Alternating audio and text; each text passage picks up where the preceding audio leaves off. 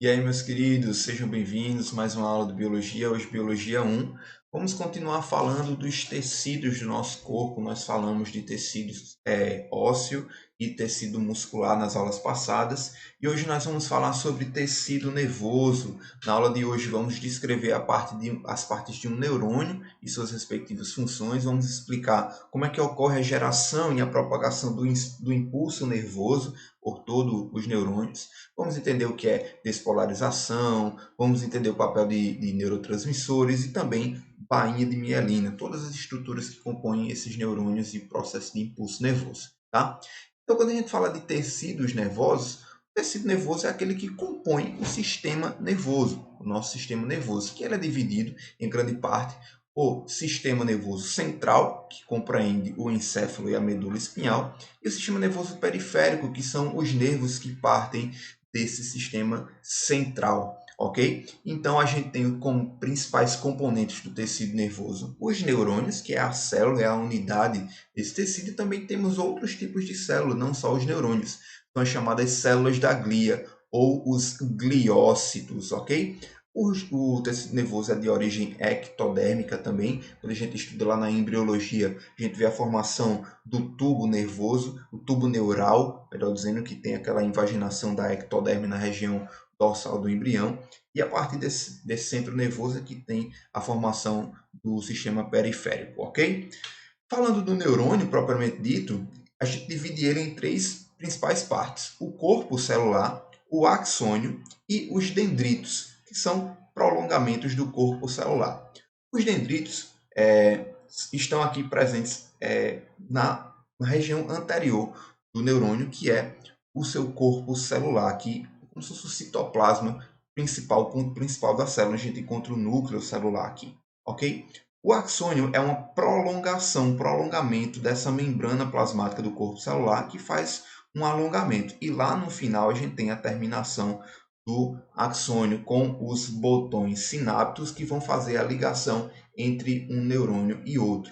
E temos nesse axônio a bainha de mielina, que é essa estrutura aqui meio que em amarelozinho, que vai fazer o envolvimento, vai fazer o isolamento do axônio, protegendo este filamento aqui, essa prolongação do corpo celular. Tá? Aqui no corpo celular, como uma célula propriamente dita, a gente encontra as organelas como mitocôndrias, retículo endoplasmático, complexo Golgiense e o núcleo também, ok? E em toda a região do axônio a gente tem principalmente membrana plasmática e algumas poucas organelas. Mas vamos compreender a função desses neurônios. O neurônio, quando a gente fala dele, ele está altamente relacionado com a condução do impulso nervoso. E a gente vai entender que esse impulso nervoso ele tem uma certa direção, ele é unidirecional. Então a gente tem a participação de um neurônio juntamente com outro. E a ligação de um neurônio a outro se dá em terminação de axônio com dendritos e corpo celular do axônio subsequente. Okay? Então a gente tem essa posição. Nunca vai ser corpo celular com corpo celular, ok? Vai ser sempre corpo celular recebendo as terminações nervosas de um axônio, ou seja, terminação de um novo neurônio, certo? Então, essa informação que vai ser passada de neurônio a neurônio é o que a gente chama de potencial de ação ou impulso nervoso. Que são correntes elétricas que percorrem o comprimento do axônio quando o neurônio é estimulado a partir dos seus dendritos, que estão aqui no corpo celular. Como é que acontece esse impulso nervoso? Vamos estudar passo a passo, tentar compreender como é que acontece. Inicialmente, o neurônio ele está no estado chamado de repouso. Tá? Esse estado de repouso é onde a sua membrana está polarizada. Vai se acostumando com essas nomenclaturas que vai caracterizar o estágio elétrico do neurônio. Porque quando a gente fala de impulso nervoso, é impulso elétrico. Então tem a participação de elétrons, de íons carregados positiva, negativamente. Tá? Então vai mexer com as cargas elétricas, com o potencial elétrico dessa célula. Então, inicialmente, o neurônio está lá no estado chamado de repouso, onde existem mais cargas positivas no meio extracelular do que intracelular. Então, esse neurônio está mais positivo fora e menos positivo dentro, ou seja, está meio que negativo dentro. Isso acontece devido à ação daquela bomba de sódio e potássio que a gente aprende lá no transporte ativo, que tem gasto de energia. Lembra dela? um ATP liga nessa bomba e ela joga 3 íons de sódio para fora e coloca 2 de potássio para dentro. Ou seja, tem 3 fora e 2 dentro, a gente fica com a carga positiva externa à célula. Então, fica mais positivo fora do que dentro. Esse estágio é o estado normal da célula, ela está em repouso. É mais ou menos, o interior da célula está em menos 70 milivolts, tá? Então, está negativo dentro, positivo fora. Só que, quando tem o estímulo químico, mecânico ou elétrico dessa célula do neurônio, lá nos dendritos do corpo celular, o que é que acontece?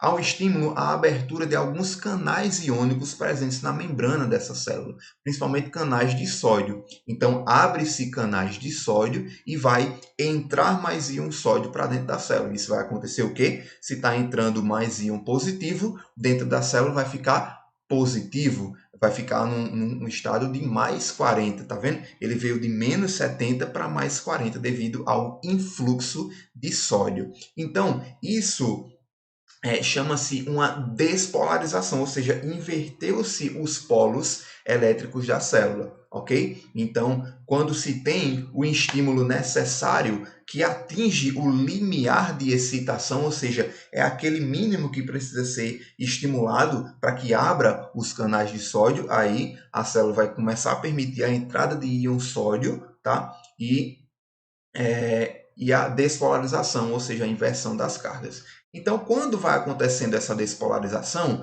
à medida que vai entrando o íon sódio, vai ficando mais positivo dentro da célula, existem mais canais aqui subsequentes que eles são chamados os canais dependentes de voltagem. Ou seja, existem canais iônicos que eles são dependentes. Quando eles percebem que está ficando mais positivo, ou seja, tem uma certa voltagem ali, aí eles vão abrindo também. Aí vai abrindo cada vez mais canais de sódio, vai entrando mais íon sódio na célula e vai ocorrendo a despolarização sequencial no sentido corpo celular, terminação do axônio, ok?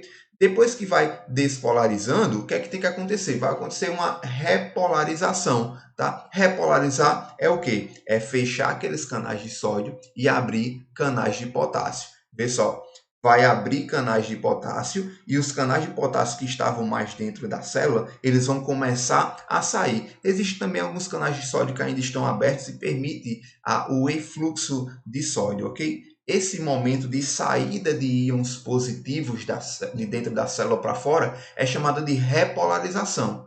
Preste atenção para não confundir os nomes. Está lá em potencial de repouso, aí positivo fora, negativo dentro, despolariza, positivo dentro, negativo fora, depois repolariza, positivo fora, negativo dentro. Ok? Então, essa repolarização é a volta ao estágio inicial da célula. E essa repolarização é tão grande que causa uma hiperpolarização. O que é isso?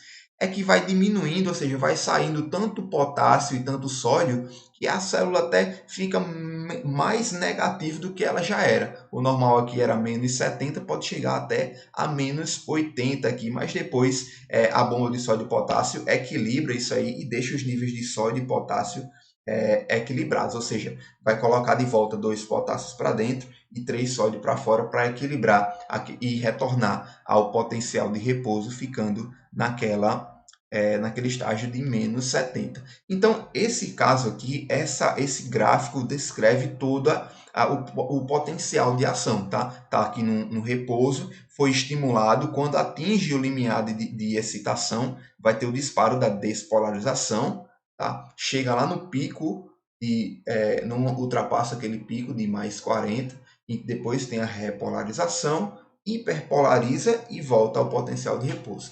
Gente, essa curvazinha, eu não sei se vocês perceberam, mas é essa curva que está relacionada com aqueles picozinhos do eletrocardiograma, aquele batimento cardíacozinho, quando a gente vê naquela máquina, não fica o picozinho, né, em cada batimento? É justamente o potencial de ação do neurônio estimulando o músculo cardíaco. Então, tem alguns eletrodos que identificam a mudança na carga elétrica dos músculos cardíacos, que eles têm essa capacidade também de fazer na verdade, os neurônios que estão estimulando ali aquele músculo, eles vão fazer também essas despolarizações, ok? E a gente identifica como é que está sendo o impulso nervoso. A gente aprendeu lá no sistema cardiovascular que existem o estímulo próprio do coração, né, o centro nervoso, aqueles nódulos de Ranvier, os feixes de His, tal, que vai estimular aquele miocárdio, ok? Então, tem todo esse processo de despolarização, repolarização, hiperpolarização e repouso novamente. Então, como eu falei para vocês, o sentido do impulso nervoso vai ser sempre dendritos, onde vai receber o estímulo do neurônio à sua frente, corpo celular, e vai começar a estimular a despolarizar a membrana ao longo do axônio até chegar nas terminações do axônio e passar para um neurônio seguinte. Então, tudo isso vai acontecendo neurônio a neurônio em um processo de milissegundos, ou seja, a informação que sai do nosso cérebro até a ponta do pé dura tipo 1/100º ou 1 milésimo de segundos. Então é muito rápido todo esse processo de entrada de sódio, saída de potássio, estimula tal. É muito, muito rápido mesmo. Para você ver como uma coisa é linda, é maravilhosa. E ao longo do axônio, não vai ser pedacinho e pedacinho da membrana que vai fazer essa despolarização e repolarização. Existe aquilo que eu falei para vocês, a bainha de mielina. E a bainha de mielina vai isolar determinadas regiões do axônio para minimizar a área que vai estar despolarizando. Então, a condução do impulso nervoso ainda vai ser mais rápida, porque ele vai ficar despolarizando de partes em partes nessas regiões chamadas de nódulos de Ranvier, ou nós neurofibrosos, que vão estar meio que desencapados, assim como um fio desencapado, que aqui vai ter um estímulo elétrico, e aqui onde está envolvido pela fita isolante, não vai ter esse estímulo, então vai diminuir os pontos, a passagem ao longo do axônio vai ser bem mais rápida. Pegasse aí? E, por fim, para a gente compreender como é que se dá todo esse impulso nervoso, a gente tem que entender as sinapses. A sinapse é o estímulo de um neurônio ao outro. Como é que se dá o estímulo? Tá? A gente vai compreender que existem basicamente dois tipos de sinapses, que é a comunicação de um neurônio ao outro. Existe, primeiramente, uma sinapse elétrica, que ocorre principalmente no sistema nervoso central, tá? E também em alguns músculos lisos, na musculatura cardíaca, que é mais via elétrons, mesmo íons, né, que não vai ter uma participação tão grande de neurotransmissores, tá? Apenas vão ser íons que vão estimular um neurônio ao outro, vai ser mais rápido esse estímulo, tá? A gente precisa conhecer que existe um neurônio chamado pré-sináptico e um neurônio pós-sináptico, e existem junções comunicantes entre esses dois neurônios, tá? Que vão trocar essas informações, esses sinais elétricos, esses íons, para estimular o neurônio pós-sináptico. E existe a sinapse mais famosa, que é a sinapse química, tá? Que a sinapse química vai ser por meio de compostos químicos chamados de neurotransmissores. Eles são mediadores que vão estimular um neurônio e outro. Ou seja, existe um neurônio que é o chamado pré-sináptico e o pós-sináptico, e eles não estão em contato entre si. Existe um espaço entre os dois neurônios que é chamada de fenda sináptica, que é uma abertura onde vai ser liberada os neurotransmissores. Neurotransmissores são proteínas que são produzidas dentro do neurônio pelo retículo endoplasmático rugoso, estão envoltas em vesículas, tá? Que contêm esses mediadores químicos. Essas vesículas vão ser exocitadas, ou seja, colocadas para fora do conteúdo, e esse conteúdo vai ser recebido por meio da membrana do neurônio pós-sináptico, ou seja, após a sinapse. Essa exocitose de neurotransmissores é dependente também de influxo de cálcio aqui nos neurônios pré-sinápticos, e tem toda uma regulação, uma mediação aqui para a liberação desses neurotransmissores. Aqueles mais comuns a gente conhece a acetilcolina, a adrenalina é um hormônio que tem ação neurotransmissora, dopamina, serotonina, noradrenalina, que é um antagonista da adrenalina, enfim. A gente tem várias proteínas tendo esse papel de estimuladores de neurônios. Então, quando o neurônio pós-sináptico recebe o neurotransmissor, ele fica estimulado e vai começar a abrir os canais de sódio para um influxo de sódio, e aí desencadeia todo aquele potencial de ação, ok? E por fim, para a gente finalizar esse capítulo, vamos conhecer os outros tipos de célula que compõem o tecido nervoso. Como eu disse a vocês, não existem só os neurônios, mas sim os gliócitos também, as células da glia, que eles vão estar envolvendo, protegendo, nutrindo os neurônios, estão associados aos neurônios. Eles não têm capacidade de transmitir impulsos elétricos como os neurônios fazem, eles são células mais que vão estar ali na manutenção desse tecido, tá? A gente vai conhecer vários tipos de célula, como por exemplo os astrócitos, que são células em formato de estrelas, como o próprio nome já diz, né? Astrocito. Esses astrócitos têm a função de tanto nutrir quanto dar sustentação e controlar a entrada, a saída de componentes no neurônio. Os astrócitos eles estão em contato com vasos capilares, os vasos sanguíneos, que transportam nutrientes, então ele vai ser responsável por transportar os nutrientes do vaso sanguíneo para os neurônios e vai dar toda essa sustentação também. Nós temos as células chamadas que compõem a micróglia ou microglia, que são células fagocíticas, que fagocitam restos de neurônios, os neurônios que foram degradados, restos celulares que foram exocitados. A micróglia vai estar fagocitando esses restos. Nós temos os oligodendrócitos, que juntamente com as células de Schwann, eles são responsáveis por formar a bainha de mielina, ou seja, aquela estrutura que vai isolar os neurônios, tá? Principalmente a região do axônio, ok? Os oligodendrócitos vão estar mais relacionados ao sistema nervoso central e as células de Schwann vão estar associadas ao sistema nervoso periférico.